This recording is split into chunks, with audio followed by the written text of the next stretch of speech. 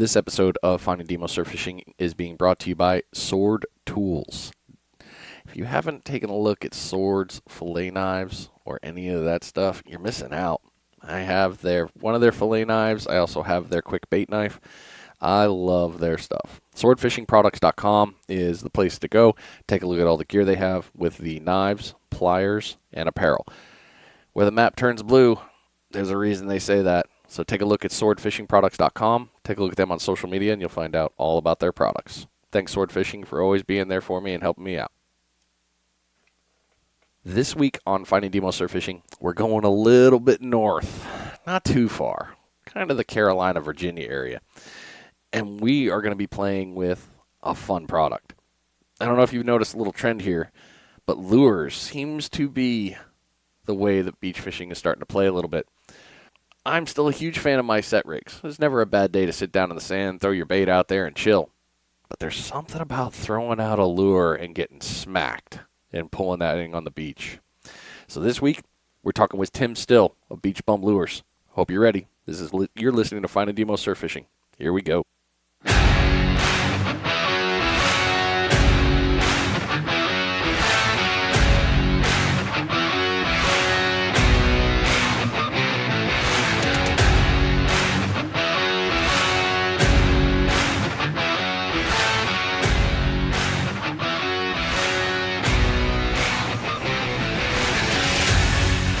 Ah, yes. New week, new episode coming to your ears, and a lot of fun stuff. I hope you've been enjoying the ones that have been going on. I know I have definitely been enjoying recording them and asking tons of questions. So many cool things are being thrown out there for knowledge to make us all better anglers, and I don't know about you, but a lot of these episodes have definitely helped me get a lot better out there and much more dangerous in the water, which is the key. Always want to be catching. So like I said in the intro, we're talking with Beach Bum Lures, Mr. Tim Still this week. He's got a lot of cool stuff to talk about with his product and his fishing knowledge. So without further ado, welcome to the show, Tim. Thanks for coming on, man. Hey, thanks for having me. Oh, finally. I'm just glad I get you. I'm always excited It's good about to be that. here. All right. So make sure I got all your social right. So we've got Facebook, Instagram, and the internet, and it's beachbumluresfishing.com is the main website, and your social media handles are Beach Bum Lures, correct? Yeah, Beach Bum Lures on Facebook, and then a little different on Instagram. We do have it on Instagram, but my main account is Beach Marauder. I think it's Beach_Marauder 23 on there. So, and that's where I show a lot of catches and things like that. Okay. I'll make sure I get that linked back up into the description, get that all set up. Okay. And you have had some great catches reported back. I mean, when I was doing my standard stock fest of, all right, let's see what I'm going to ask questions on, man, there's been some cool catches on these things. Yeah, a lot of it is seasonal, as you would expect, but from doing, I'd say 21 years of surf and pier fishing, you kind of get into a pattern to where you can expect certain species at certain times for sure. I mean, even so much as to the wind patterns and, how clear the water is, you kind of know what to expect when you go out. So that's the research part of it, I guess you'd call it. I love the research part. I got to go out there and try something. I'm sorry, I got to do this. That's right. Absolutely. So nowadays, while we were working on this episode before, you were in the middle of moving. So where's the new headquarters? So now I'm in a military town called Havlock, North Carolina. So it's just, I'd say, it's just off the beach, about 20 minutes from the beach, but it's not so close that it's annoying. But I was in Charlotte, which was kind of the center of the state, and as you can imagine, that was quite a haul getting from Charlotte to the coast when I needed to get here. So it just made sense to get closer to where most of my customers are, and and then the fact that I can get up every morning and go out and throw some metal on the beach, that doesn't hurt either. No, not even a little. Right. Well, that's quite a move from Charlotte over to Havlock. I mean, that's a little culture difference there. I mean, heavy Yeah, city into a little bit of the backwoods a smidge. yeah, it's a big change, more so for the kids than my wife is from this area and same county at least, and we lived here after college for a couple of years. We met in college, moved back here close to our family, and then moved to Charlotte because of work, and then came back because of fishing for the most part, and the business, of course. So Right. yeah, It's amazing how that happens. It's like life just sort of does that. I mean, I know people our age are gonna kind of be like, "Yep, yep." You younger listeners, you guys got it made, man. You got it eventually comes absolutely. back and gets you. Yeah, yeah. Do all you want now, and then later things change. I'll just put it that way. Yeah. Oh, very true. Well, let's back it up and let's start at the beginning. So tell us Yeah. your how I got into fishing story. It's probably similar to most of the people listening right now. I mean, my dad loved fishing, and so whether we liked it or not, we were going. So we started out doing a lot of ponds and rivers, things like that, and then once a year, my dad would take the family to Virginia Beach area, and that's when I first started fishing off the pier a little bit, and uh, you know started to notice the difference between even at a pretty young age, the difference in the fish and the aggressiveness of the fish in salt water. So I kind of gravitated to that. One memory I have is my brother and I, we snuck out the back door of the hotel with my dad's tackle box, and went out on the beach, and my brother tied on one of my dad's like freshwater bass lures. It's like a Rapala or something like that, and he hooked into something big, and for years we always wondered what was that. He never saw it. He only threw it out maybe 10 yards, and something big took that thing, and that kind of stuck with me, and I was like, well, I'm really wanting to get into the saltwater fishing kind of thing. So I think we were maybe 12 and 13 at the time, and but after that happened, I was like, oh shoot, there's some crazy stuff out there. So, Yeah, I can but only imagine that at that age. Oh man. yeah, it was a lot of fun, and and like I said, it was always enjoyable. That one trip a year where we'd catch a bunch of spot and croaker, bluefish, trout, things like that. And I'd always remember the guys at the end of the pier fishing with the artificial stuff, and I'd always ask her, what are they doing? And my mom would say something like, well, you don't want to go out there, you might hook something you can't handle or something. And I'm Yeah. thinking to myself, that's exactly where I want to be. So yeah, but yeah, that's how it got started for me for the most part. And then when I went to school on a baseball scholarship, um, after that was done, I played a few years of minor league ball, in independent leagues and stuff like that. And once that was finished, I was looking for something to kind of fill that gap, and that's when I got back into fishing. So saltwater fishing. Oh. Yep. Man, that's quite the move there. I mean, AAA, that system is not an easy system to get into for minor league ball to get into the big show. So, Oh, absolutely. Yeah, I mean, it was one of those things where it's like every day someone was showing up to take your position. I mean, there was like a somebody was trying out for the outfield or first base, and somebody that had been a big shot in some organization. They come in, and you're like, oh man, are they not? They're this unhappy with what we're doing that they're bringing in other people. But I mean, it was just the nature of the business. right. And once you realize that, you kind of just relaxed and played and said, hey, well, whatever's going to happen is going to happen. So Talk that's about where it came from. get set up for corporate life at a young age right there through that industry.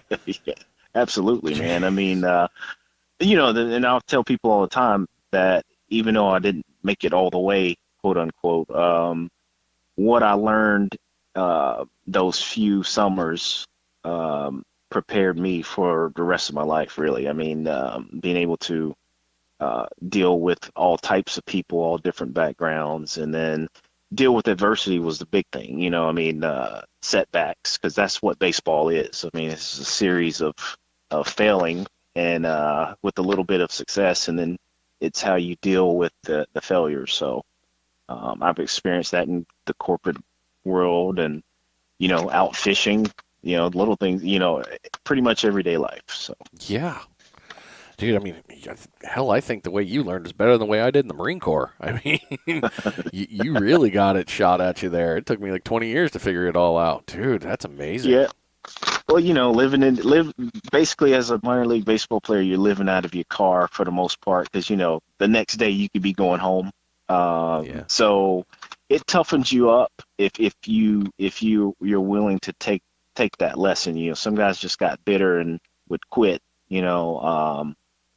Just you'd be talking to a guy one day, the next he doesn't show up for a game. I mean, it's a pretty crazy world, but at the same time, I loved it. It wouldn't change anything about it. So Nice, man. And it pushed you into the next realm and next life and next set of things. So good stuff. absolutely.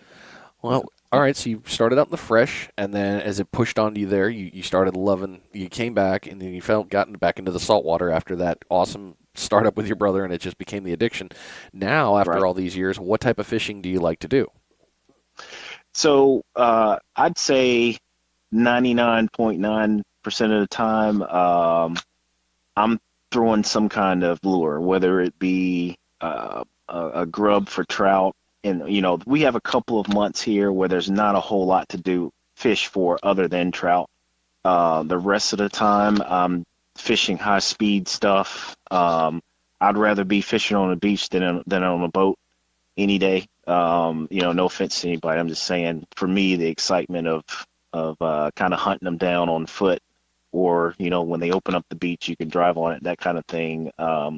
So I'm usually fishing for uh, the pelagics that come out or come in close to shore. So your Spanish mackerel, king mackerel on occasion. I've hooked a couple of them. I've lost both of them. One on a rock jetty, and then the other just broke my line.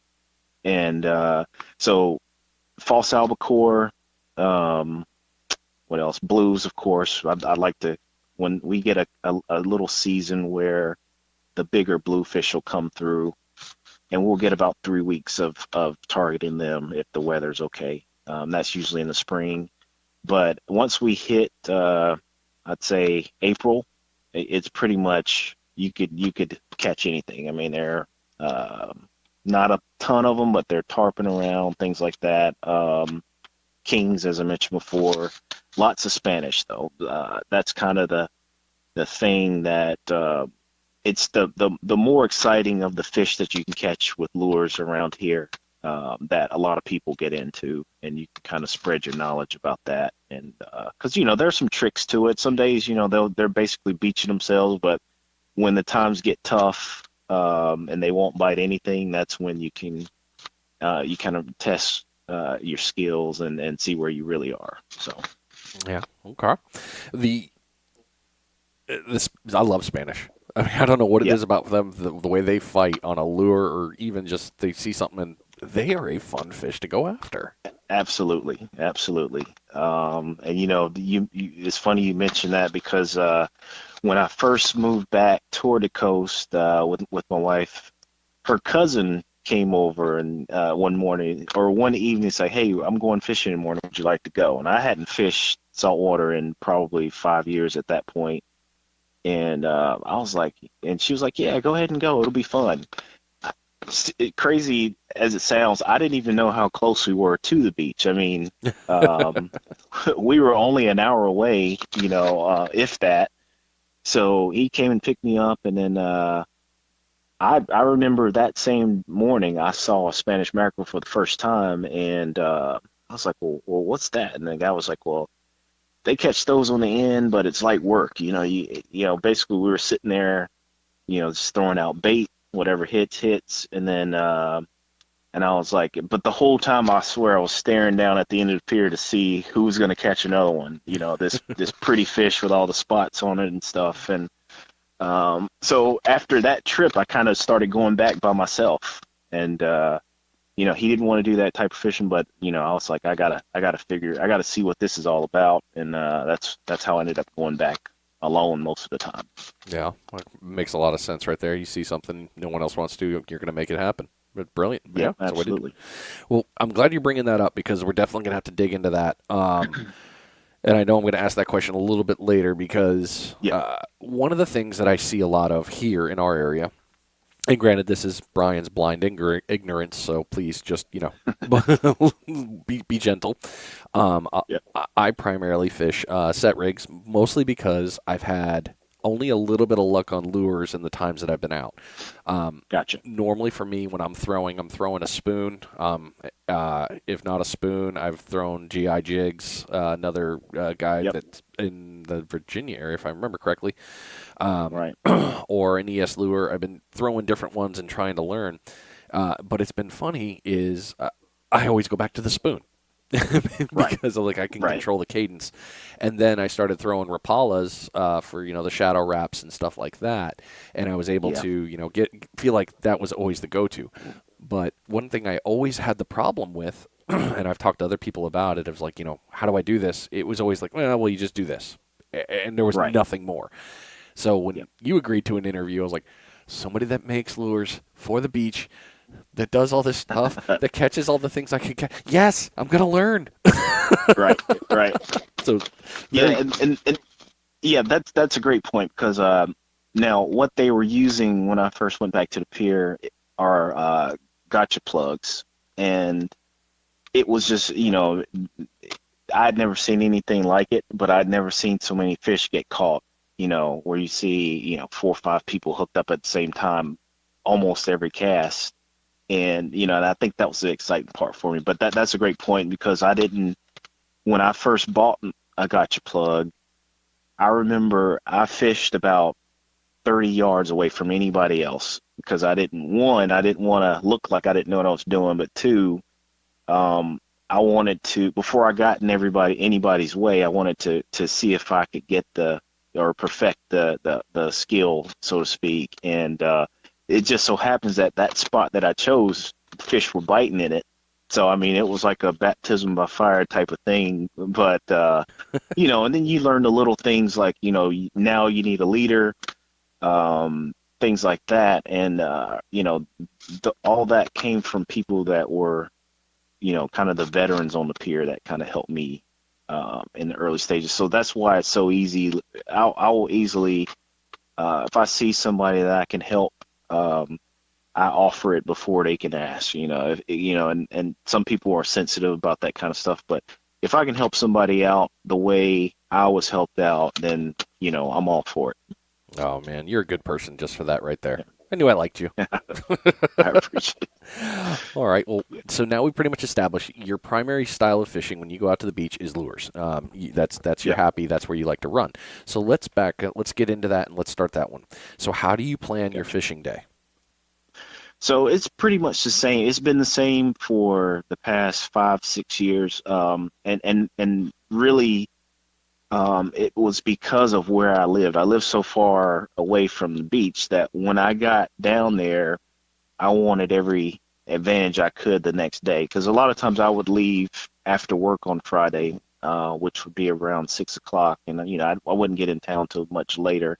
It was already dark, whatever. So I would walk. First thing I would do is I'd go on the pier under the lights to see how much bait's in the water. If I could tell what type of bait, even better, because that would kind of give me an idea of what I was going to use the next day.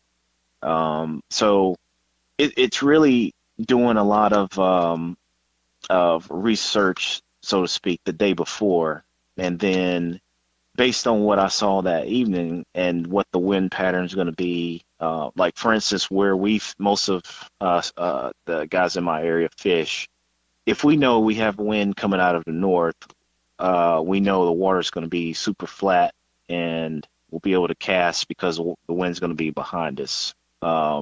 So you'll be able to cast a little bit farther. So that tells me, okay, in the morning I can use a 3/4 ounce because the wind's going to give me the rest of the distance that I wouldn't normally get. And then on the opposite end, if the wind's coming out of the south, it's going to be in our face. So I'm going to use something a little bit heavier, just to compensate for that. And so a lot of the planning comes with reading fishing reports from the past week. Now I'm here, it's a little bit different, but I would read a fishing report, see what they're catching, where they're catching if possible. I would try to check that out as well, and then I would just kind of, based on all that information, I would go out the next morning with a game plan, so to speak, because knowing I wasn't going to be able to just go back and forth like the locals. I would try to get as much information as I could before starting the day, which would usually help out a lot. So Yeah, that's how the day starts out. Well, so let's talk about that other piece there. So when you're at the pier and you're looking in the water for what the bait is, what is it you're looking for exactly? My brain tells me you're looking for, all right, that's a LYs, or hey, it's whatever it is out Gotcha. there. Yeah, yeah. And you're trying to and my thought is that you're going to match your lures for the day all along those patterns. Yep, absolutely. Like sometimes, especially more so in the fall, we'll get, and people call them different things in other places, but the needlefish, and then another that looks almost like a ballyhoo, but it's something else. I don't know exactly what they call it, but that is a very long. It's a long bait. I'm saying that's about 5-6 inches. So I used to make a lure that was 2 ounces and it was about 4.5 inches. So if I saw that and I saw a fish kind of cutting through them under the lights, that told me, okay, I'm going to at least try this one first in the morning. And then also I would look at how far, or how far up the pier most of the bait is. So if they're 60 yards up the pier, that tells me that I can reach about that area from the beach, because I'm usually casting, if with the right kind of wind, I'm getting out there pretty good, 80 to sometimes 110 yards or so. And I'll get into how I do that as well later if we go that direction. Oh, But we'll be going that direction. That yeah, will happen.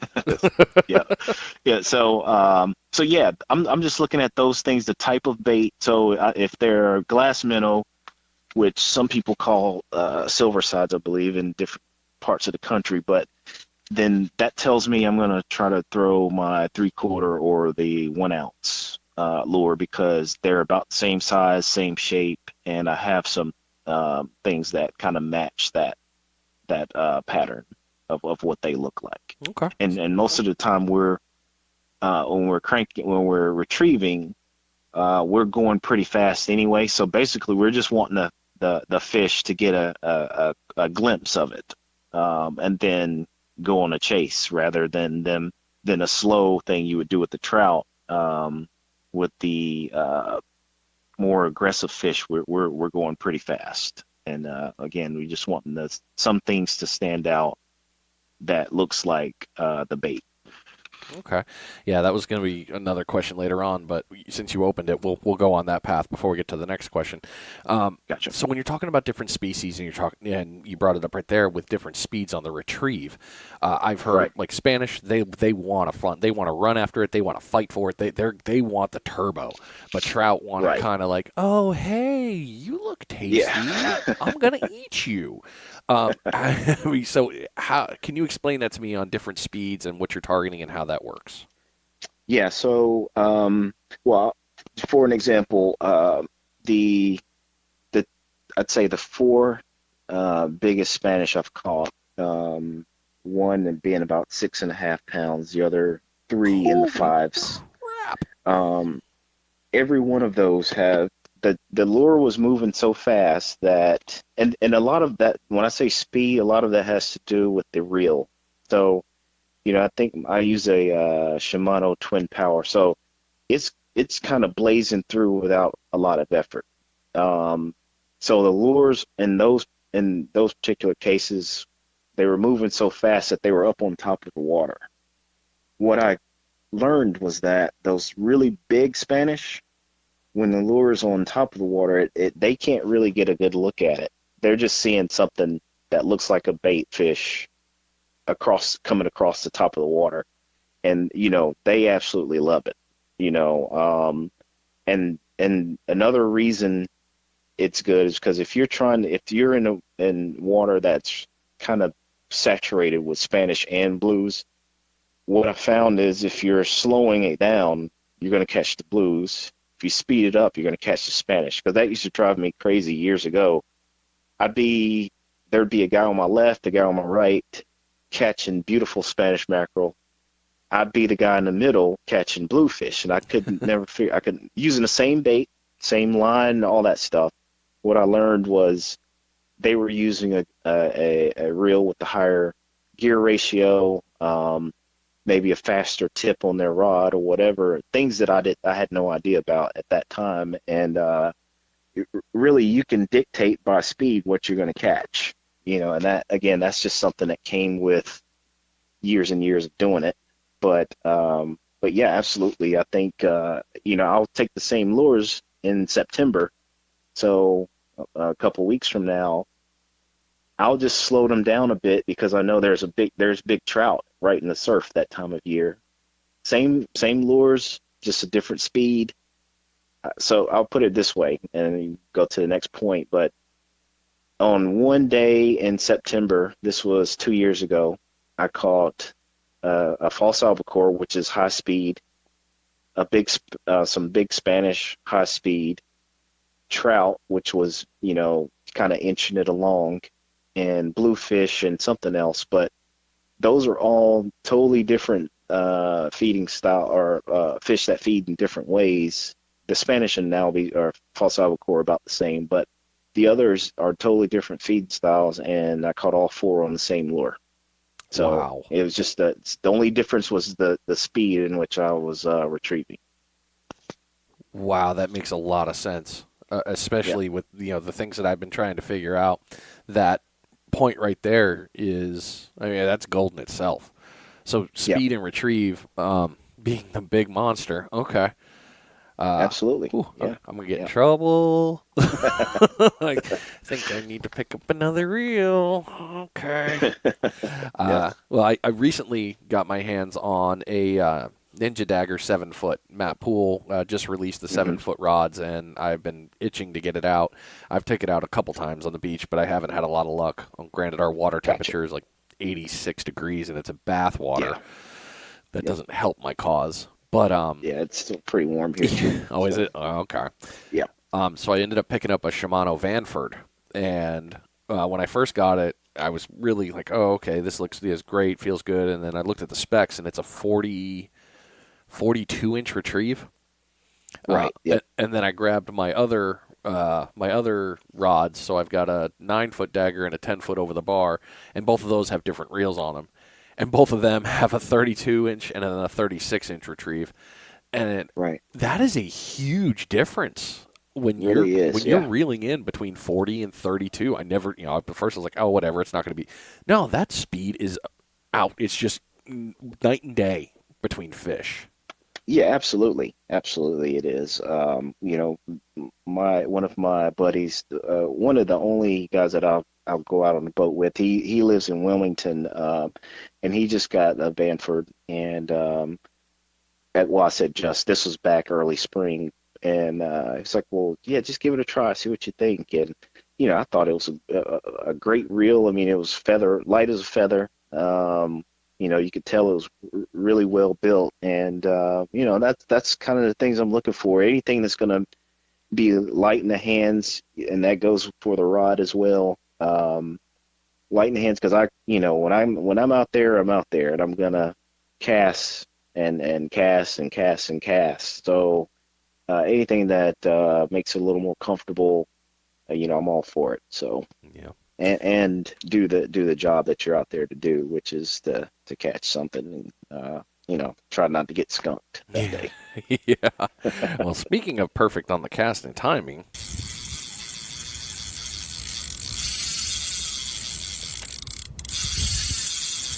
bait check. It is your first bait check for the episode. This bait check has been brought to you by Rogue Reels Fishing, and that's Reels with a Z. And on over and take a look at the fishing rigs he's got. He's got the new Demo HD double drop rig. It's a rig that him and I worked together on. I needed something that was going to be able to handle set rigs and something a little bit more toothy than a pompano. It's held up pretty well against sharks, I will say that. He's also got red drum leaders, shark leaders, kind of rigs that you could possibly use for just about anything. And if there's something special you want, he's willing to make them for you. So head on over to Rogue Reels Fishing. That's, again, reels with a Z.com, and take a look at all the gear that he has set up. So when we've gone into we've moved here into the reels. We've talked about those pieces. Now let's talk about finding into the visual cues. You've already talked about matching the hatch. I know what bait's out there. Now I know what I'm going to target. So how do you select your spot when fishing? Okay, so a lot of it has just come from repetition, constantly trying new spots. So in the beginning, when I really got into the surf fishing, it was just let me try this spot, and then if I don't do well here, I'll try another. As that evolved, it then became I started questioning why did I catch fish in this spot or why didn't I catch them in that spot, so on and so forth. So what I'm looking for is a spot where the water looks the deepest, first of all. I just feel like it's like anything else. You're covering more water, and you're likely to find more fish congregating or in the area of deeper water. So where another place where I can fish and there's not a lot of just beach goers, people around that's going to bother you every time you reel in something. Or you don't have to watch for kids running behind you, that kind of thing. So those are the basic things there. So next I kind of go to which direction the wind's blowing. So for example, there's a place here, popular fishing spot called Fort Macon State Park. So that's just Atlantic Beach, North Carolina, and you just kind of go, you drive on through that little town, and then you come up on a state park that's an old fort. So you have two different body or pieces of water there. So you have the inlet side where the water's generally clean all the time. If the wind is blowing at a certain direction, southwest usually, that's the best side to fish in because it kind of is almost like the bait are kind of just staying in the inlet right over there. And what I started to find was that on days with a southwest wind, that's always when the guys in the boats are trolling through for kings and the bigger Spanish mackerel. So, I put the two together. I'm like, well, hey, they're there for a reason, and the wind's blowing in this direction. So I'm going to sit over here today and see what I can find. So on the flip side of that, if we have a predominantly north wind, I'm going to be on the beachfront. The same park and all that, but you just, like I said, on one area you can fish the beach, the other you're fishing the inlet. So I know with the north wind, it's going to blow the bait out of the inlet onto the beach, and that's when the predators, the predators know this too. They know it way before we did, so they're coming in to meet or ambush the bait coming out of the inlet. So I want to be in the spots where they're ambushing the bait, and then a north wind is going to clean up the water. South wind is going to make it muddy and stained. And for this type of fishing, we're looking for the cleanest water you can find. So, if I know 10, 5 miles up the beach, the water's cleaner, then I'm going to go there every time. Regardless of what's been going on the past few days, I'm going to go to find the cleanest water I can find. Sometimes it's just not, you're not going to find any because of the either if we get a bunch of rain and it's washing through the inlet out onto the beach, or if we've had a lot of south wind and it's just made it rough and churned up the water. Those days I typically, since I don't do any bait fishing, I'll just kind of, wait it out until the water cleans up. But that's I'd say the most important thing I'm looking for is water clarity. Okay. Well, so you mentioned north wind and south wind. What about east and west for you? So there's a little slogan around here that I started hearing a few years ago. It was like east is least and west is best. Well, for me, I haven't done any good on either one of them. So I figure no, neither one of them is either any better or worse than the other. Now I will say that I can say firsthand, there's been days where you can catch Spanish and blues and whatever else that will hit metal almost every cast. The wind switches around out of the east and it just goes completely dead.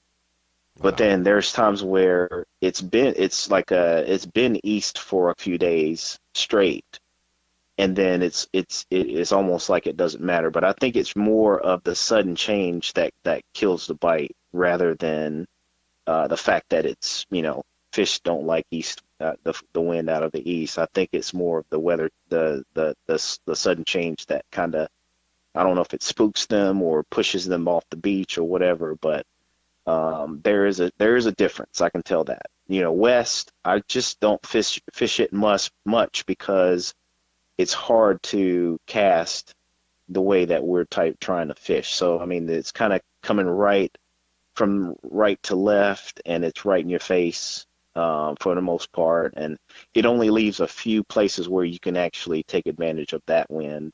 And those are the places where people are usually kind of just out hanging out on the beach. And I try to, if they were there, I try not to get in the middle of that. I'll just wait until they leave or whatever. So Makes sense. yeah, Makes a lot of sense, actually.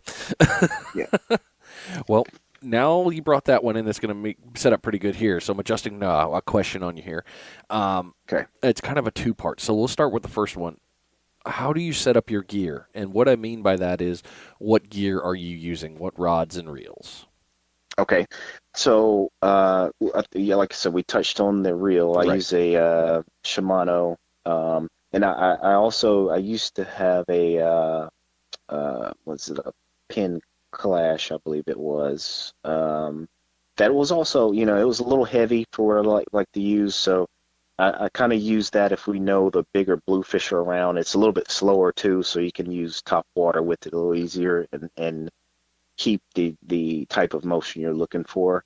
But I'm pretty consistent with the Shimano, and it's 5,000. I think 4,000 would be fine too. But I just like a lot of line, just because if you hook into a king or something like that, you're gonna need it. And Yep. then so as for the rod, you have a few different schools of thought around here. Some say, well, you'll be fine with a 7.6 or whatever, and I totally agree.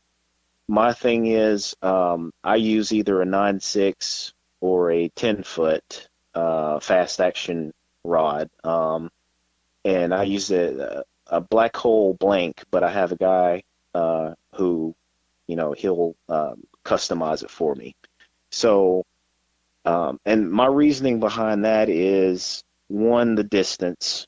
With a 10-foot rod, we were testing one of them back in the early spring. So I think this was like March. And so we had a ounce and a half and a 1 ounce. We're testing those just to see what kind of distance we get out of them. I mean, I think we were both hitting the 140-yard mark with the ounce and a half. Now these were ideal conditions on Right. standing in a field, so we didn't People have any waves crashing us in the midsection and all that. It's But it's easy to forget about the perfect conditions when throwing, right? When yeah, you're doing yeah, practice throws, yeah, like I'm going to set myself the most ideal to do this. yeah. So, and I always preface that with, hey, these were country club conditions here that we were casting in. But for me, I like a long rod that's pretty flexible, and it's super light, um, and even if the conditions aren't that great, I know that I'm gonna at least get out there 70, 75 yards, and typically that's really good enough, because you're just trying to get behind the breakers for the most part. So with that being said, the gear is the Shimano, which is light reel. The rod is light. Now I use braided line. Um, I typically use either 10 pound braid or 15. Wow, Um, I did not expect sometimes I'll that. Yeah, sometimes I'll step up to 20, when we know there's a lot of albacore biting or false albacore biting, and not that it can't handle it, it's just more the stress on the line more than anything. Right. Um, and the fact that you're making a lot of casts, so that there's going to wear up your top guide is going to wear down some of the line as well every time you cast. So I try to switch so if I have a foot between, which is going to be more than it because I use a pretty long leader. But let's say I have a foot of space between the lure and the tip of the rod. I consciously will, at the next few casts, I will alternate that space. So you're not getting the same spot worn out by the cast, if that makes sense. Yeah, I see what you're saying. So So like it's when you yeah, got that tip line, it's like all right, this one's going to be a couple inches hang because you don't want the same bend on there. absolutely. Yep, that's exactly it. So, and again, that those are just things you just pick up from doing it so much. But yeah, the setup is pretty much the same. I use a 20 pound or 25 pound fluorocarbon leader that's usually 2 to 3 feet long. My thinking behind that is, the more space you have between the green braided line and the lure, I think you have a better shot of hooking up. Um, and I was using 30 at times and 40, but then I realized that, if a fish like a Spanish or a blue hits it straight on, it's not, 40 pounds not going to save it. 50 is not going to save it for the Right. most part, if the fish is big enough. So I was like, well, let's just drop that down, speed it up, and make it to where the fish is actually having to catch up to the lure to prevent it overbiting the lure and cutting your leader. So, that's been my theory. A lot of guys look at me like I'm crazy. Like, hey, you using 10 pound line for false albacore? And I'm like, yeah, man. I mean, that's where your drag and all that stuff and is supposed to come to the rescue. And having a flexible rod to me is almost like extra drag because you're a good flexible rod. That's like to me extra drag because that give is tiring the fish out at the same time, as your drag is. So that's Dude, kind that's of so my theory there. smart. I mean, yeah, you just hell for me. I've been the normal person. When I throw in my stuff, I've normally got a 30 pound mono is normally what I'm using. Yep, Um, that's what I used to use. Yep, Okay, so but I mean, I was running yep, 30 pound for that one reason because I was always worried about the teeth because I can't tell you the amount of times I'll pull in yeah, something and I'm afraid or bit up or chewed up and it's like please don't get it. And my line of yep, thinking was the same that I've always just I guess it's because I've never asked, but that point right, of well if I went lighter what the hell, dude, that's so brilliant. Way to yep, go, man. yep. Yeah, I appreciate it. Yep. I just it's just one of those things where I was actually in Walmart about, I guess this was 4 years ago, just looking at different stuff. It was one of those times where I got there late and I didn't have anything else to do but go in Walmart, before I get some sleep or whatever. So I was kind of walking down the aisle with where all the line is, and I saw that I think it was Seagar. they had a 20-pound fluorocarbon with 150 yards, but then their 25 and 30, you only get like 50 yards, and they just slapped leader on it. And I'm like, well, what's the difference really? Right. So I was like, well, I'm going to take this 20-pound and try it. And this may sound convenient, but it's 100% true, is that that next day I could tell the difference in the amount of bites I got versus just the week before using 30-pound mono. So little things like that might get you two or three more hookups that you wouldn't have gotten ordinarily.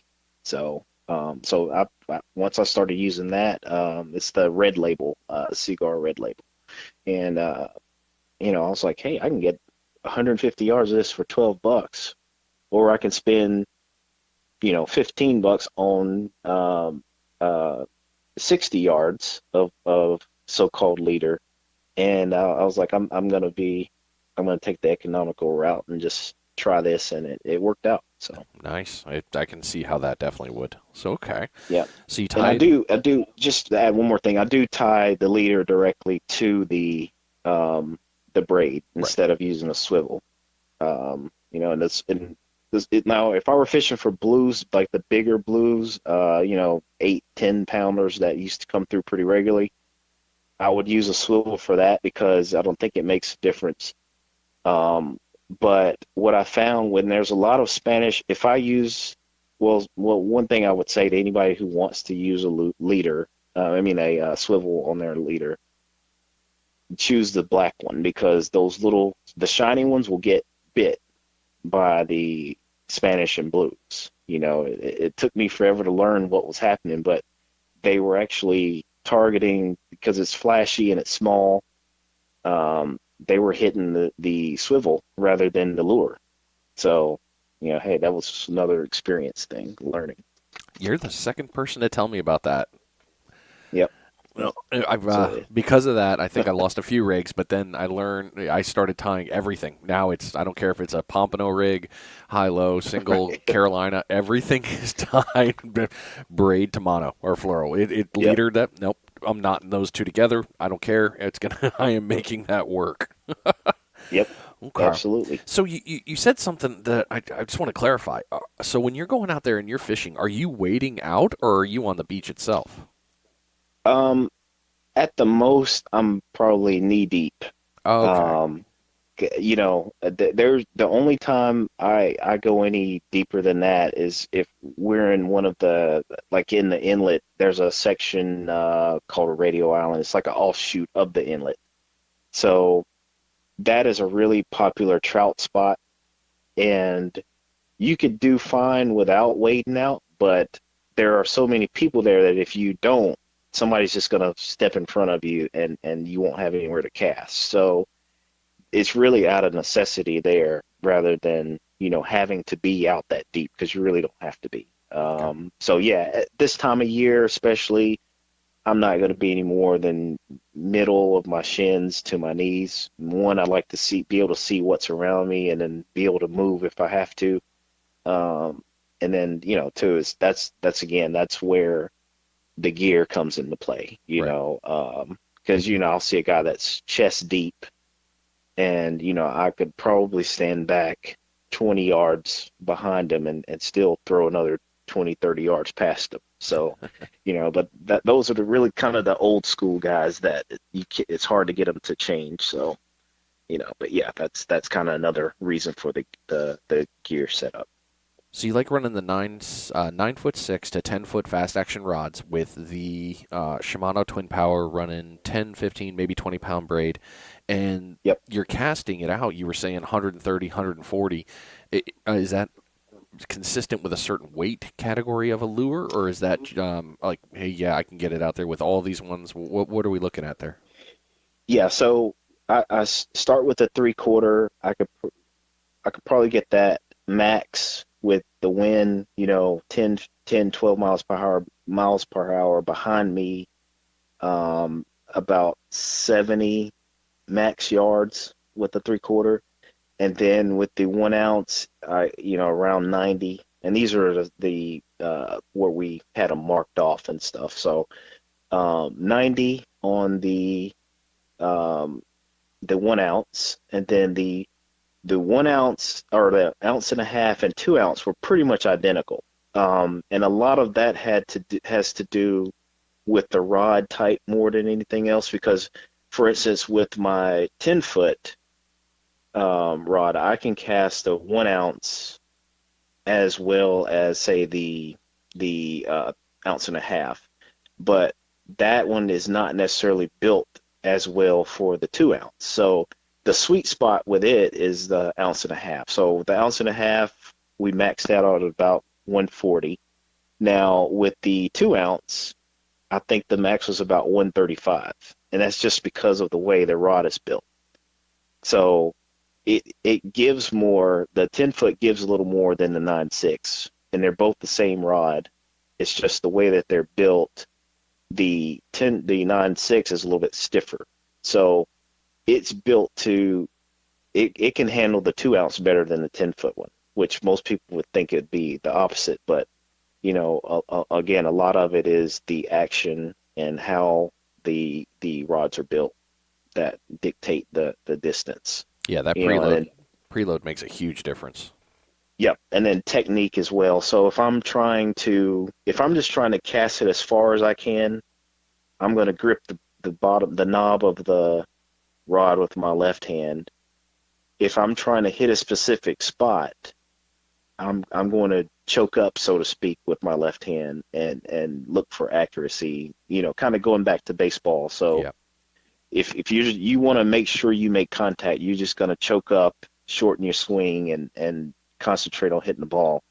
But if you're really trying to nail one and get it out the park, you're going to more than likely you're going to not choke up and just swing for the fences, so to speak. So it's the same to me. It's the same concept, and I take a lot of it back to things back to baseball. If I want to cut through the wind a little more, I'll drop it down to maybe a 3/4 of a cast. If it's just a beautiful day and I want to take advantage of the wind behind me, then I'm going more overhand to let the lure get up into the breeze and carry it out there. So with these different weights, and this is my brain playing with me here. So when you start throwing these heavier weights in, I mean, it hits the water, it's going to want to go right to the bottom. But the goal is Right. to keep it up in the upper water column. I'm probably guessing you want to keep it up in the higher point, higher surface, mid to high column. Yep. What's kind of the trick or the technique for that? Because that far out, I mean, you've got a long way to go. And Exactly. that Yep. that lure's you're going to be burning is my first thought, but I think there's more to it that I'm missing. So what am I missing here? Yeah, that's an excellent question, because a guy just showed me the trick to that. Because I was for the longest time, it was cast it, see it hit the water, and then try to immediately get it back up to the surface. But what this guy, same guy that actually builds the rods for me, what he showed me was what you want to do, especially when the fish are like really feeding up on top, is one, don't cast directly into it. You want to cast past it if you can. So, or to the right or left, and then come through it. So the trick is you're basically you have to track the lure. As soon as you cast it, you track it all the way, and you try to time it that as soon as it hits the water or just before, you're closing your bail and you're already starting your retrieve. So it's hitting the water almost like I'm trying to think of what I'm thinking about, but it's almost like if you were throwing, let's say you had a ball tied to a string and you threw it out, and before it hits the water, you're starting to pull back the line to keep it skipping across the top. I mean, it's basically that concept. So instead of waiting for it to hit the water and smack the water and then sink, you're starting to retrieve just before the lure hits the water. And so the slack is going to keep it from breaking off, but at the same time, you're not going to have to catch up all that slack. Because a lot of times I think what happens is you're thinking you're throwing right into the frenzy, but a lot of times you may be coming under it. If you depending on where you land, of course. If you're good enough to get 20 yards past it and then come through it, that's one thing. But yeah, that trick right there has I think landed a bunch of fish for me. Wow. So it's basically again, before the lure hits the water, you're taking advantage of the slack in the line, and you're starting to you close the bail depending on your type of reel. Like for mine, I have to physically shut it, and then I start to retrieve as the lure's almost in the water. I mean, it's still on the way to hitting the water, and that keeps it skipping across the top immediately versus 20 or 30 yards later getting to the top. Yeah, So that's going to require a lot of practice. absolutely, absolutely, yeah, yeah, yeah. I mean, he told me I was like, "Oh, that sounds good, man." And I tried it, and I was like, I think I might have snapped off a couple trying that, and but once you get it, you get it. I mean, Right. and you will notice the difference because you're. I think the problem was before is you're just trying to catch up with the line, and you've already gone past where all the fish are feeding. You still will hook up, but this gave it more of a consistent bite when, some others, first of all, couldn't reach that same spot. But, you're kind of putting yourself in their category because you're dragging it along the bottom for the first 10, 15 yards anyway, trying to get it back up to the top. Right. So, yeah, Yeah, so now, well, you're not under them. All right. exactly. Well, Yeah. dude, get another massive nugget of giant information right there. That's Yeah. two huge ones. Well, because we're going to move into that one, let's go ahead and make a quick pause real fast. Okay.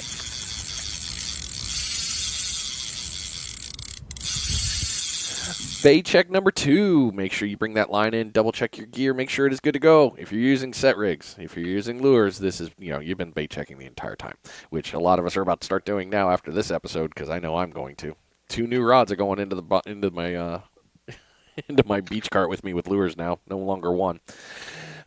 This bait check has been brought to you by Ninja Tackle. Head on over to ninjatackleva.com and take a look at all the items that they have in the shop. Not only are they Ninja Tackle, they are now Ninja Tactical. So for any of you that do outdoor shooting, anything of that nature, Ninja Tackle has you covered with gear and accessories. Head on over to ninjatackleva.com and get your order set up and shipped out immediately. Thank you, Ninja Tackle, for being a part of the show, and always cheering me on when I catch fish with your rods because I love your stuff. All right, now the part that I've been really excited about. So we're going to transition out of the education phase, and now we're going to get into the fun stuff. So what is beach bum lures? Okay, so I'll take it back. Let's go back. Say, we'll go back to the beginning because that part's real quick. When I used to use the gotcha plugs on the pier, I wasn't quite satisfied with the color options. I mean, you had a red and white, or white with a red head, white with a chartreuse head, and then white with, I believe, blue or green back then. So, and also they were only about 80 cents. Now they're a lot more Yeah, a now. little bit. But yeah. So what I started doing, I would just buy the solid white one, and I'd take, Sharpies or whatever I could find. I'm like, well, I'm gonna put a dot on this one, or I'm gonna, put stripes on this one, or I'm gonna color this one completely red, or crazy stuff like that. Now, little did I know I was laying the groundwork for what eventually became Beach Bum Lures. But when I moved to Charlotte, we fished for a lot of freshwater striper out of Lake Norman. And because of the way it was set up, you had to cast a long way. I mean, just to get to where the fish were. So a lot of times those fish were, feeding in spots where, 80 feet, 80 yards from the bank. And so that was the first time I actually bought a surf rod, was to fish for freshwater striper. So what I found was that a lot of the locals, they had molds, and they would just pour their own spoons, lead spoons, and paint them white. And would use to fish for them. So I eventually got to where I would buy a bunch of blanks and paint them myself, and then take those out there and use them. But one year I said, well, shoot, I'm going to take them to the beach. So I painted up a bunch of in gold and white and silver and all these different colors just to see how they did. And one particular day, I'd say this was around 2015, maybe. I think it was, maybe a little bit later. But I took about 30 of them out in a box out on the beach. I knew bluefish were biting, so I was like, we'll see what's going on. And I started catching fish, catching one after another. And I was the only person on the beach catching anything. So a couple guys came over like, hey, what are you using? I'm like, just these things I painted up at home.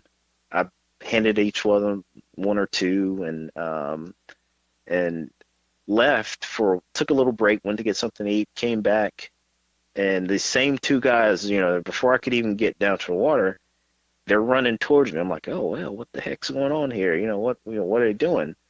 And they asked me, hey man, you got any more of those? And they showed me the fish that they caught.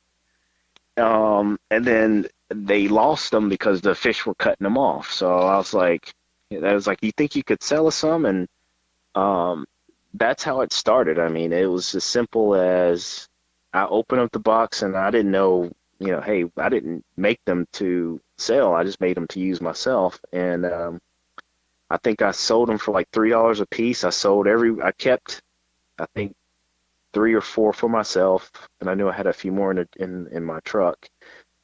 Kept a few for myself, and I sold every one of them. I mean, and as I was driving home, I was like, well, I don't know, maybe we're onto something. So I started doing more, buying more blanks, painting them, posting them on Facebook.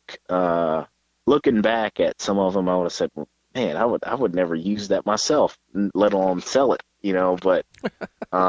But those were the beginnings of it, and the name came from, it was a little bit of a funny story, but there's a particular spot that I always fished, and there's condos behind it. So you see a lot of the same people, out walking in the morning or the evening, walking their dogs, things like that. So there's one particular lady that older lady. I mean, she's probably in her late 60s at the time, but I'd always say hi to her, and she would never say a word.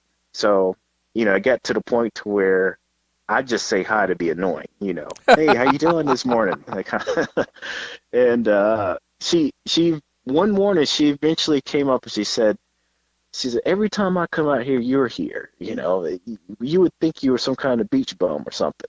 And and I don't think she was even being nasty about it. I just think that was her way of being funny and finally saying hi or whatever. And it's because we stood there and talked for a few seconds, and then every day after that, hey, how you doing? You catching any fish? That kind of thing.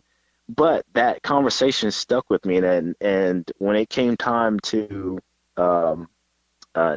give a name for the company, that's what it became. It became Beach Bum Lures. So that's the story behind it. And then it's really geared toward started out as surf fishing lures, but then I started noticing a lot of the guys that fish with boats were asking for them, and I was like, well, you already have your Castmasters and Sting Silvers, things like that. And I'm like, well, why would you want to try my stuff? And it eventually just kind of trickled into that. Guys that were using them on the beach also used them on their boat, and the word spread that way. And then a couple of shops stepped in and asked if I'd be interested in supplying them, and it just grew from there, really. So really it literally started in my garage, or actually it wasn't even a garage at that point. It was my backyard, and moved to the garage, and here we are today. So, and here we are today. yeah, Full circle. Absolutely. Yep. You kind of said it, but like I think I want to ask again. So, what made you want to create beach bum lures then? Oh, okay. So, really, it happened because I was seeing a lot of stuff that I would call, and some people in that's been fishing a long time would say that's just nuts. That's never going to work. But my thought was absolutely they'll work. And that came from the years of fishing on the pier and then at the rock jetties, things like that. Um, Seeing how fish feed, see what they're feeding on, that kind of thing. I'm like, yeah, they're like, for example, there's a bait fish they call a red anchovy. So I would take a uh, a paint that was like it's not necessarily a hot pink or any kind of. It's almost like if you could take a tomato, if there was a tomato pink, if that were a real color. Um, It and I is said that's now. exactly. Yeah, I mean, it looked exactly like to me. It looked like this bait fish they call red anchovy. So I painted it up and took it out and caught a limit of Spanish and I think it was an hour and a half. Um, and I started saying, okay, well, if that worked, then what about this color? And then what about this color combination? And then as I learned more techniques, I really just got a passion for it. It's like a painter learning how to do something, learning how to do you learn a new technique to do a tree or a cloud or something. It was like everything I saw in the store had the potential to be a fishing lure. Every color, every piece of fabric, things like that. I was like, well, how can I use this to make a presentable fishing lure? I would go to the dollar stores, things like that, and find different things that I think would that I thought at the time would look good in the water, not to me, but to the fish. And that was the difference. The biggest, I think the biggest piece that came from that is I use a Mylar strip through most of them, that's reflective. And pretty much every bait fish, well, not all of them, but a lot of the bait fish have that same lateral line running through the middle of them. And I said, well, that's what their fish are keying on. I'm pretty sure. Um, it might not be the eyes or the color, but I think that strip for something that's moving fast, a lure that's moving fast, that's enough to make them think it's real. So that became a staple, and then just became a part of the every lure that I did just about. Now I learned how to do I call a scale pattern, things like that, and just to give it even more of a realistic look. So, but yeah, but to answer the question, the reason why I wanted to do it is um, I knew there was something there, and 2 years ago I was laid off at Wells Fargo, and I said, well, if I'm going to do this, this is the time to do it. I'm going to take whatever severance they give me, pour that into the business, and then if it fails, I'm going to, fail and go back to a desk, and that wouldn't be the worst thing in the world. Yeah, I had a vision, and I wanted to see each step be completed before I step to the next one, and then hey, this is where we are now. And it's doing really well. So, I mean, I love seeing the paint schemes you've come up with. I mean, one that sticks out to me is that pink and white scale with the silver stripe running down. Oh yeah, Yeah, yep, it's like, that's nice. That's yeah. nice. That's one of the favorites, and that. Well, and that's part. It kind of goes back to what I was just saying. This time last year, that pink portion along the back was just a solid pink. But I was like, okay, what kind of what more detail can we get into it without looking, without getting too hokey with it. But that little detail, I believe, it might just get you two or three more bites than you never did than you would have gotten the year before. So Yeah. that's kind of But my thought process. 2 or 3 is a better day at the beach than 0. That's right. All Yeah. right, so let's talk about the lures themselves. I know you Okay. have several different types, so let's go through it. Tell us about your lures. Okay. So we have the main one and is the gunslinger jig, which is basically I don't know if you've seen the what did you call that? The do it mold has like that the kind of the football long football shape Yeah. lure, but it has like the wire uh, uh, eyelets where you tie in your lure and put on your hook. So which is fine, but my thing was because that's what I first started using. I started using the do it mold, and I was like, well, this could be better.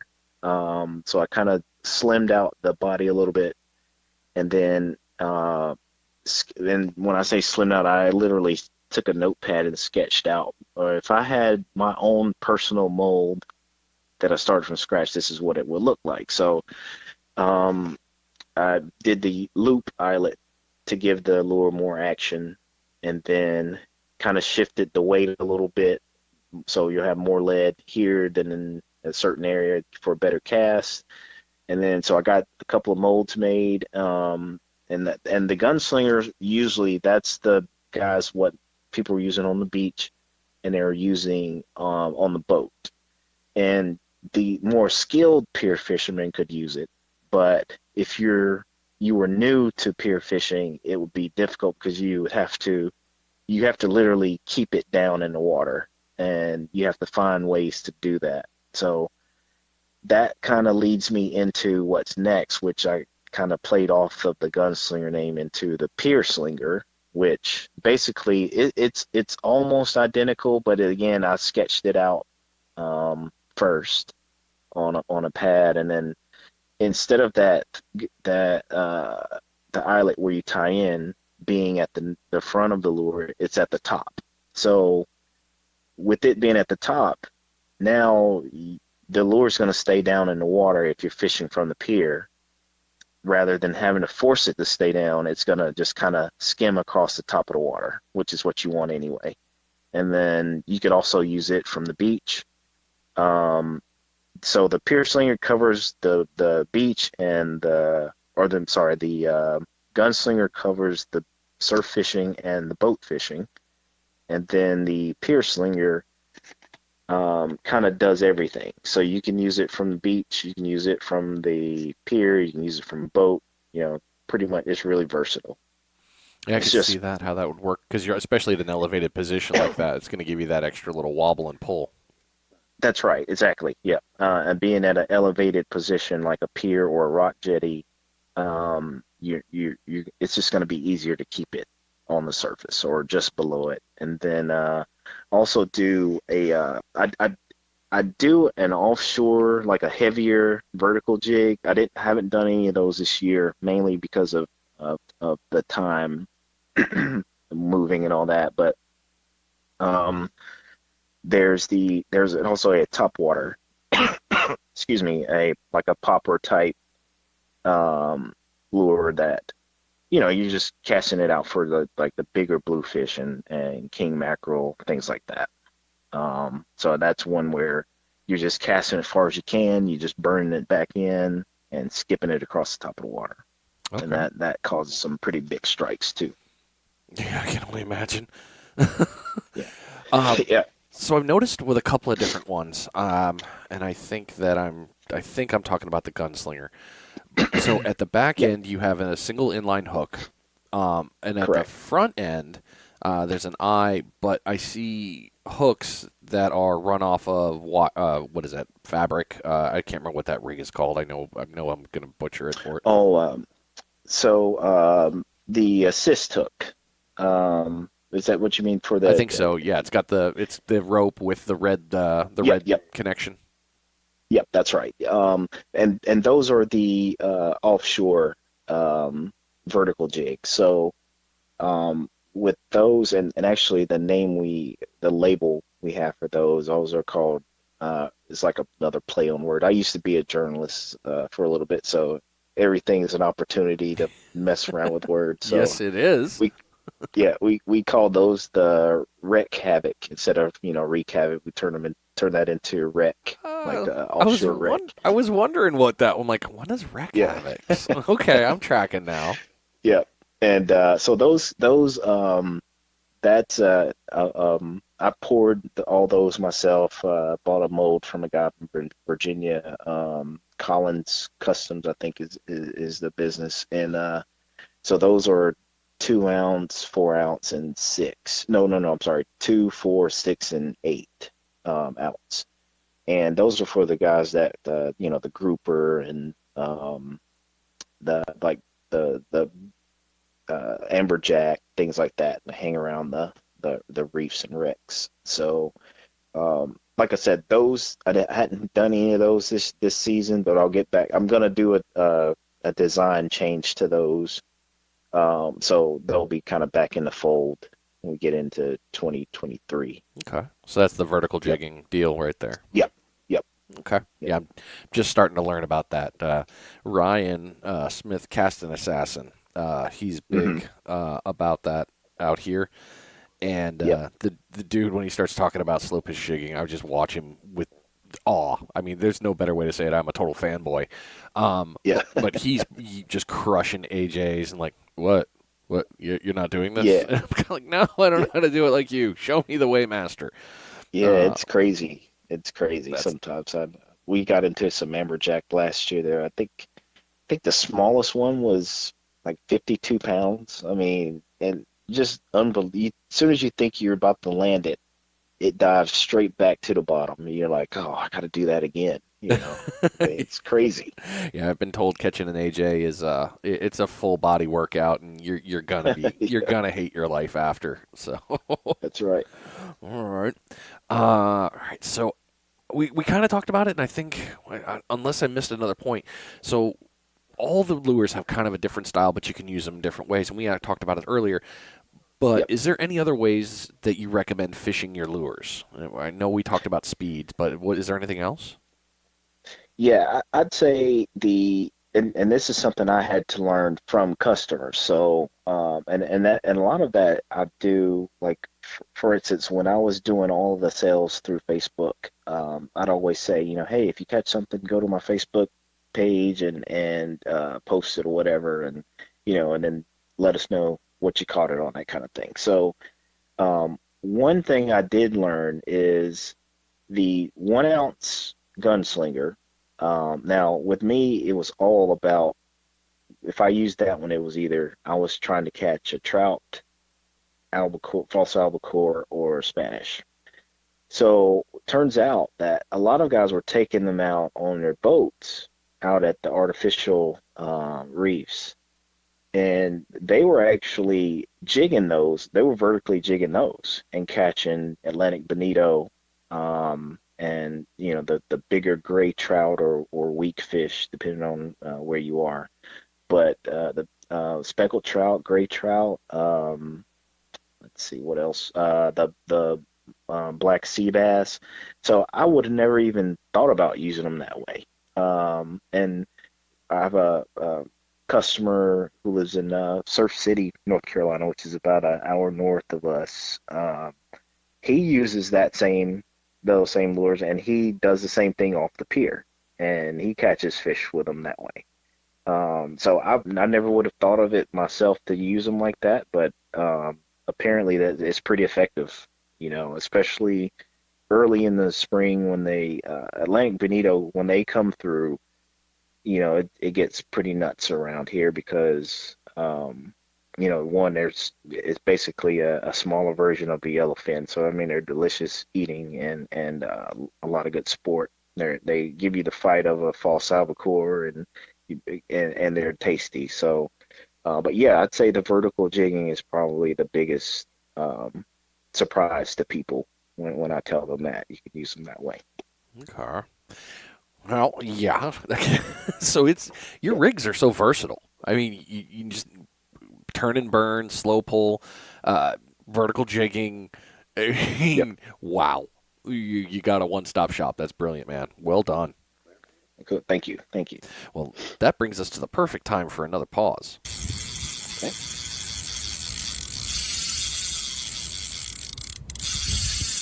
Your third and final bait check for this episode. This bait check has been brought to you by The Sinker Guy. Head on over to thesinkerguy.com and take a look at the sinkers, rigs, and a whole bunch of other things that are hiding. If you haven't seen it yet, you don't know what I'm talking about. You need to head over to thesinkerguy.com and take a look at the new sets of gear that Chip is putting out there. Lots of good stuff for your fishing days, guaranteed quick shipping, and excellent customer service. Head on over to thesinkerguy.com. Take a look at what Chip's got going on in the Sinker Guy Garage. Lots of fun stuff coming your way. What has been your favorite thing about making lures? Just the creativity part of it. I mean, you know, I used to watch as a kid, and I know this is directly related to this as well. But I used to watch The Joy of Painting with Bob Ross, Oh, yeah.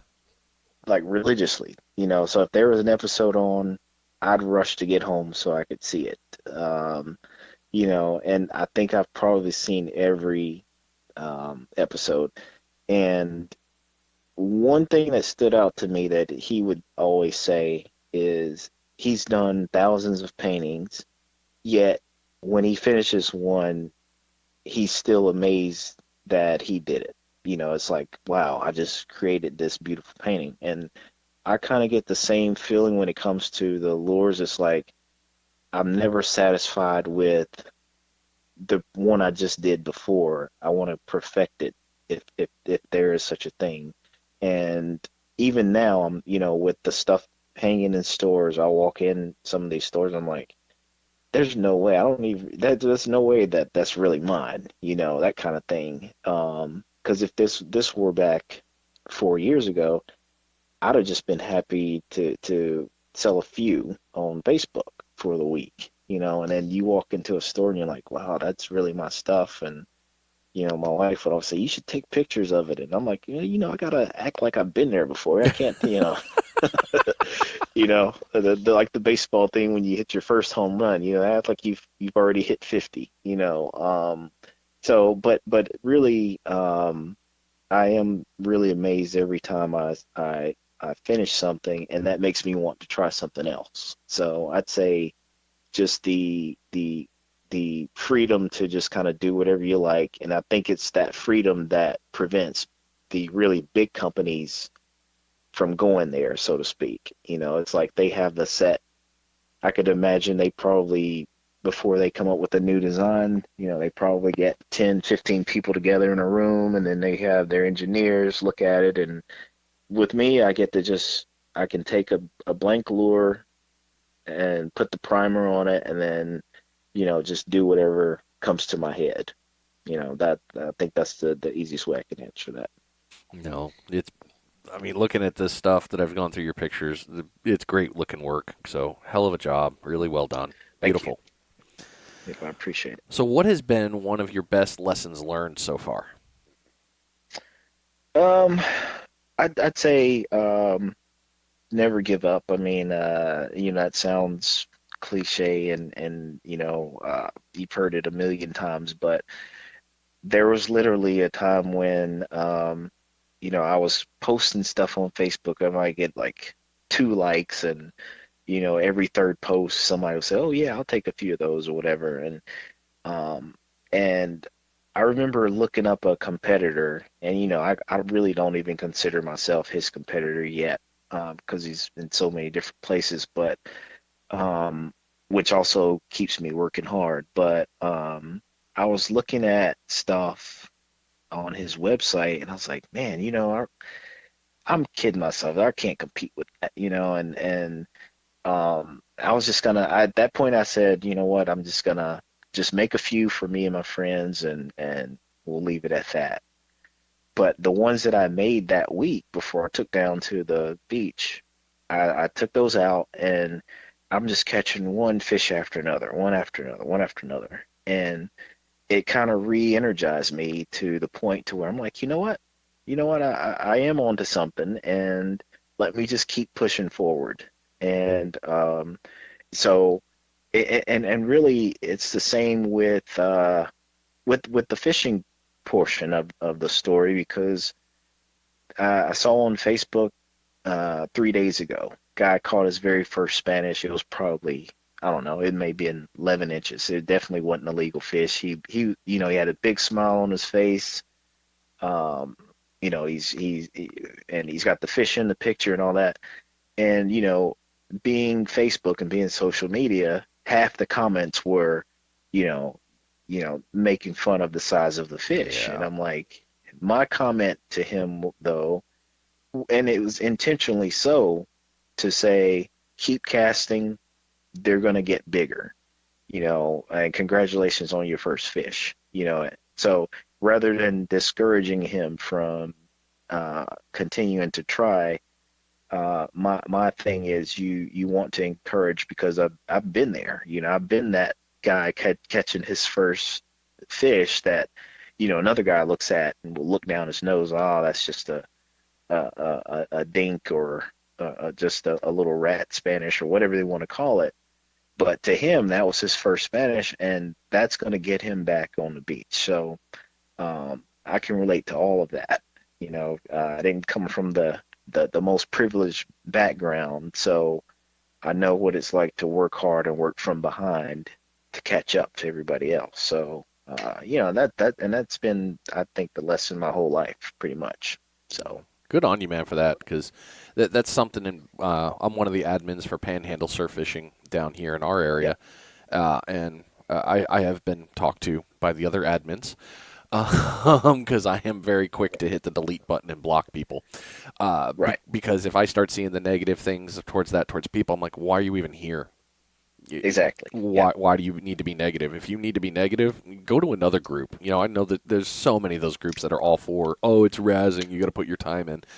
You know what? yeah, Why don't you just that's celebrate right, somebody catching a fish? Who cares? exactly, yep, exactly it. Yeah, That's exactly it. not a fan. All right. Oh, coming up on close to the end here, man. So you're almost home free. Okay. What is your personal favorite lure and why? Okay, that's well. I'm gonna say there's a tie. All right. There's a silver and white with the scale pattern. Oh yeah, Um, that's pretty. yeah, that's like and the reason for that one is it's kind of a lure for all seasons. So from the time the Spanish and false albacore show up in April, and we do get a short run of false albacore in April. It's about the same time as the Atlantic bonito, but from the time they show up in April to the time they're leaving out of here in early November, I know I can take that out and catch a fish on it. And the preferred size for that is the 3/4, because of it's almost identical to the average bait fish size around here. Um, that one is that's just the all star of all stars. The 1 ounce has sold out. I started the year with about, I'd say the year I started June with about 300 of those, and those are gone and have to be redone. So the 1 ounce is probably the most popular, because you can deal with the wind a little bit better if it's not ideal. But the 3/4 to me actually gets more bites than anything.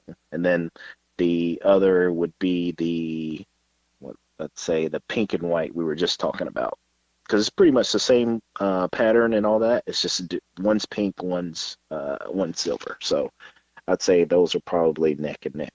Okay. Yeah, that silver caught my eye when I was going through. I've become a real sucker for silver and shine lately. I know it shouldn't be, Yep, but man, that no, because our water's been getting cleaner, and gotcha. our fish, like others in other areas, they change colors. They got to get their Yep, camouflage. But our bait fish are almost always a shine, and that yep. silver, I was like, sunny day, fish gonna do damage.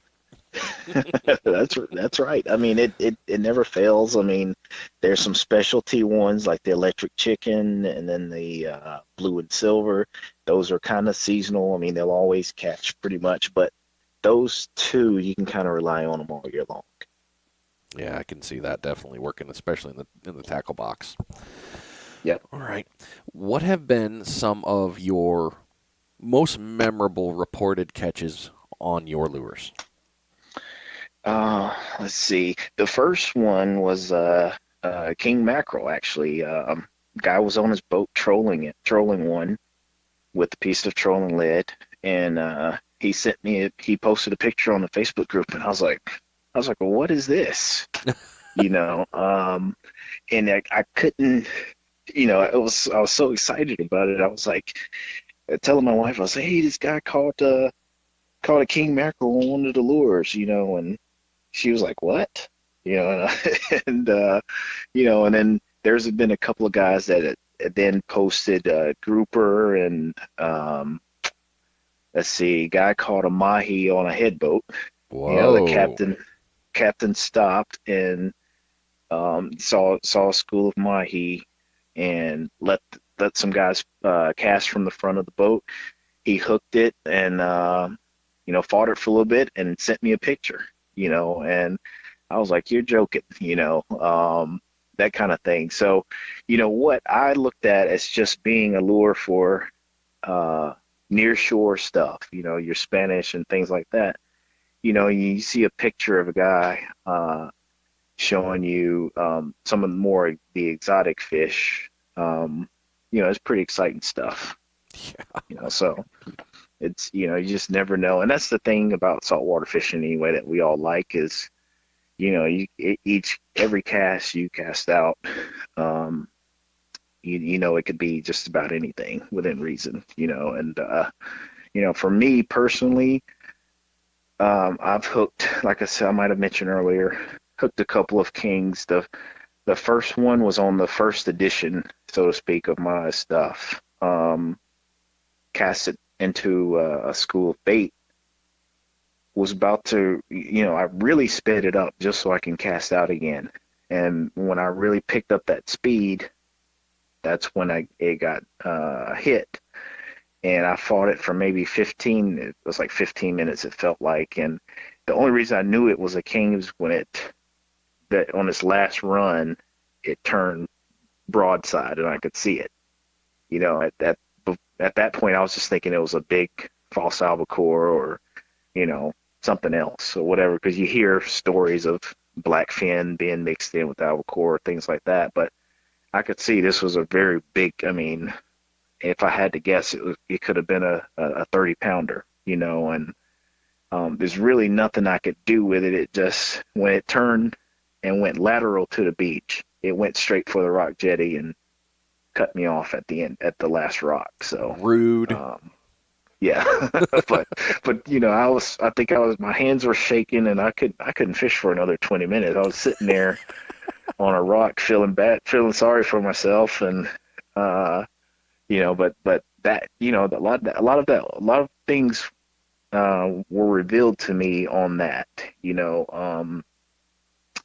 One, I was cranking it or retrieving it so fast that it was like literally jumping across the top of the water so I could get back out there with another cast.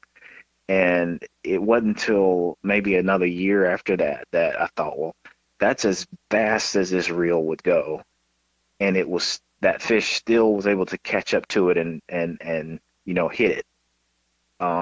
So that told me there's not a retrieve that's too fast for these fish. For a saltwater predator like that. I mean, it's just you can't you're not going to outrun them. So don't be afraid thinking that you're cranking too fast. Oh man, that's like, oh, I didn't even think of that. Because they Yeah, are. They're it was stupid fast. I mean, you just look and they're flashing, they're gone. You're like, what the hell? absolutely, yeah, absolutely. And then another little nugget is, especially people, anyone that's fished for a lot of Spanish, you'll notice that sometimes the hook is actually set in on the fish right around the eye.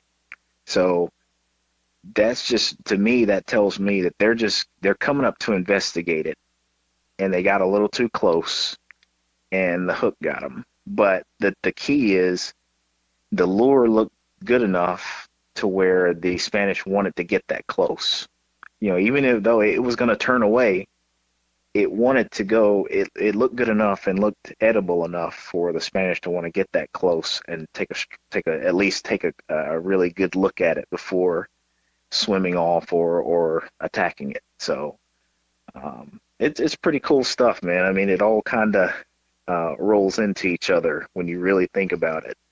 When the lure hits the water, that splash, I think that itself attracts predators, Oh yeah. which will bring it closer to the lure. So, I like to just sit and sometimes just think about those things. So, I'm I'm kind of goofy that way, I guess. Oh But no, you're not. It's not goofy. I mean, the constant student, man. How to catch them all, yep, make it easier. We're all trying to get the most bang for our buck with the least amount of losses. So that's yep, that's absolute true. right there. And I agree with you, man. That splash, yeah, it was what I went fishing last week. No, a few days ago, I think it was. I threw a Mhm. set rig out, high-low rig with a piece of shrimp on it. As soon as it hit the water, I went to go tighten up my line, and I had a fish on. Mhm. I had a bluefish on. Right. It was just that splash, and what's that? Oh, I want Yep. that, whatever it was. So, yeah, Absolutely. that splash makes a Absolutely. difference. Yep. All right, last two questions. Here we go. What All right. knowledge would you give to a brand new angler? Well, first, I'd say first, I think first and foremost, don't get frustrated early. It's like anything else. You got to put your time in, and the one of the only frustrating parts for me, since getting into the lure business is the guys that fish for 1 week out of the year and expect that to be the week that you know um, that the fish are going to be just kind of hitting everything in sight.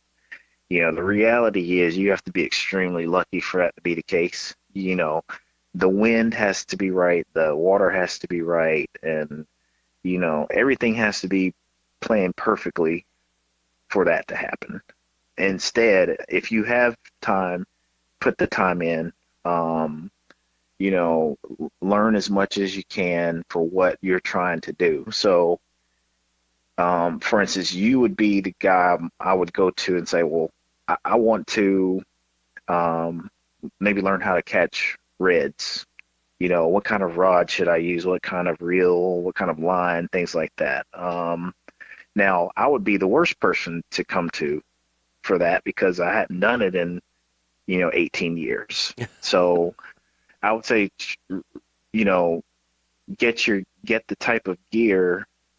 Like the one thing you see on Facebook is somebody will ask a question, what is the best rod and reel combination I should get?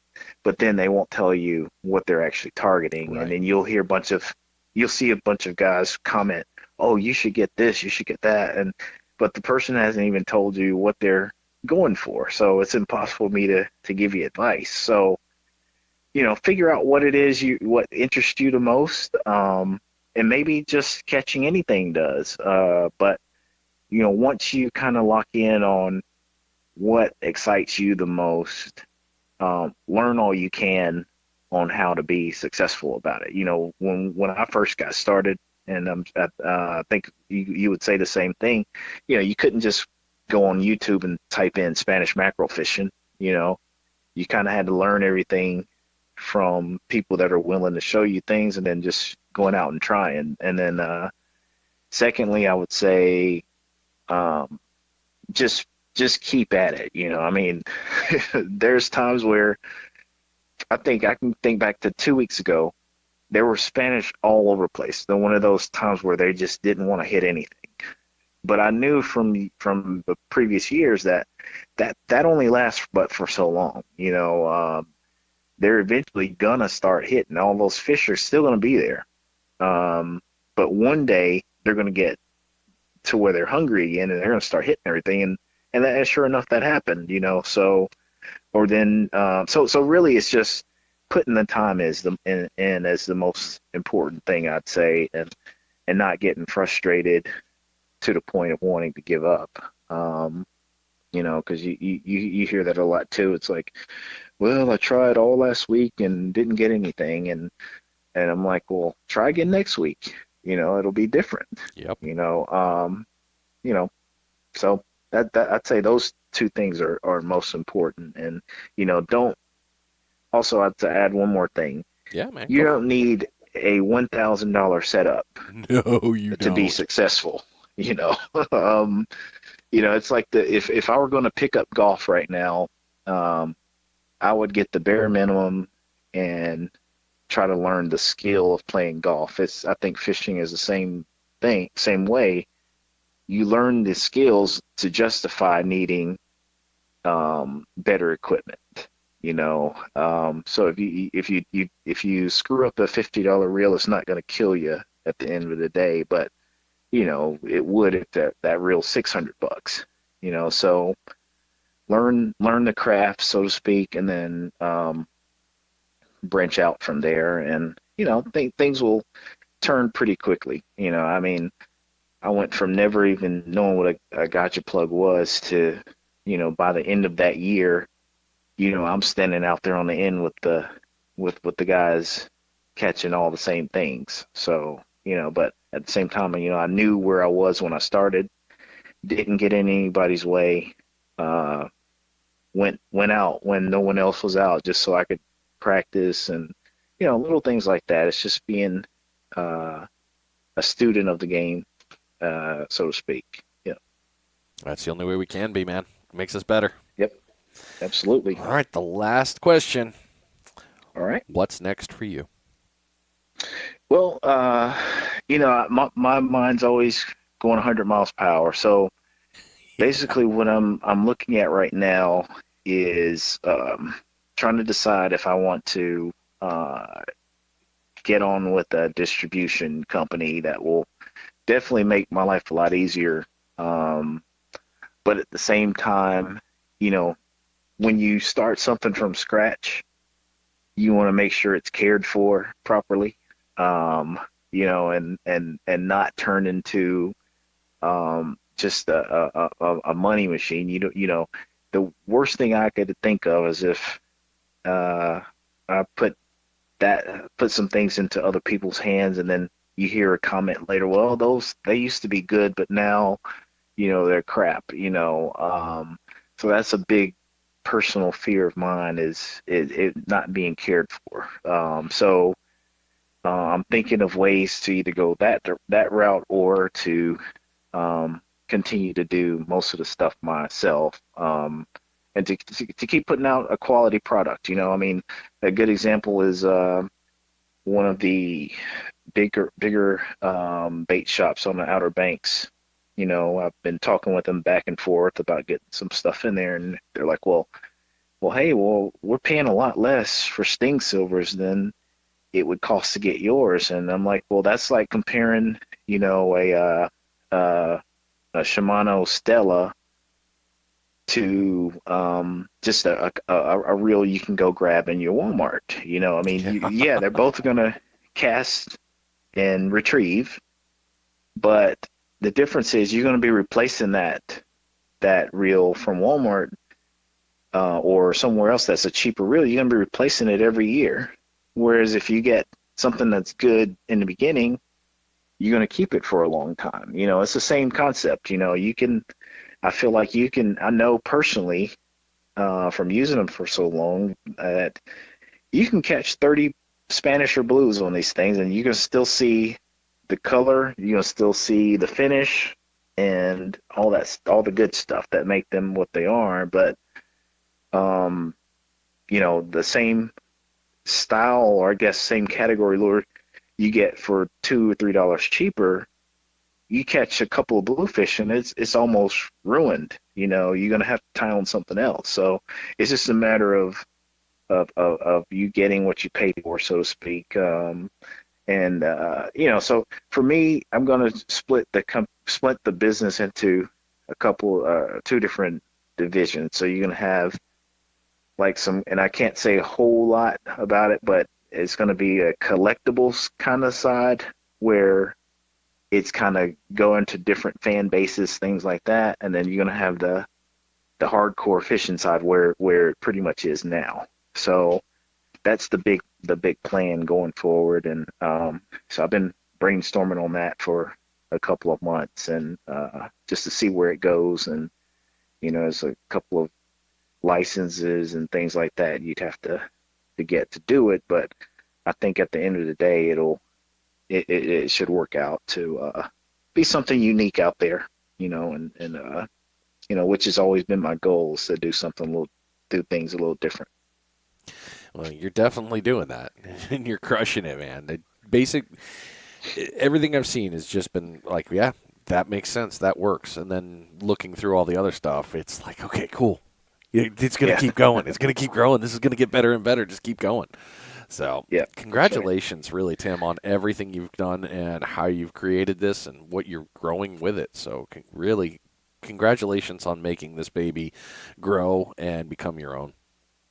well, thank you, and again, like I said, it's the first time I've done anything like this, and it's just pretty cool to be able to talk about all this stuff, and it's just cool. I like the whole sport is just pretty awesome to me, and it's one of the more fair games or sports out there.